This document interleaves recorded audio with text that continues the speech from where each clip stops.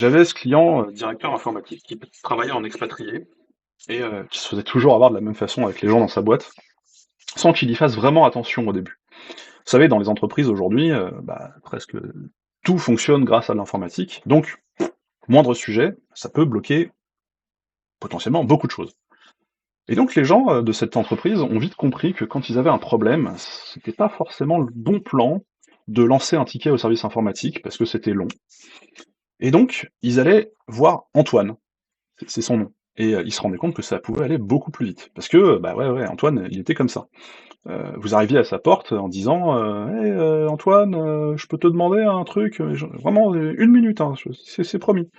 Et puis lui, il vous accueillait avec un grand sourire en disant: «Ouais, bien sûr!» Il était super content de vous accueillir, sans se douter une seconde que la minute représentait parfois plusieurs heures de boulot. Satisfaction client oblige, diront peut-être certains. OK, sauf que pendant ces heures de perturbation, Antoine, il avançait pas sur ce qu'il avait planifié. Donc il était systématiquement en retard, hyper frustré, et même plutôt découragé.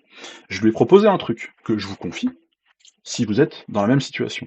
Quand quelqu'un vient vous voir avec des yeux de Bambi pour vous demander 1 minute de votre temps, demandez simplement à la personne de vous décrire sa demande, dans un premier temps, pour que vous puissiez juger du temps dont vous avez besoin pour l'aider. Et vous voyez si ça colle avec vos engagements déjà pris pour la journée. Si ça colle, c'est super. Mais si ça colle pas, qu'il prenne un ticket. Parce que votre temps est limité.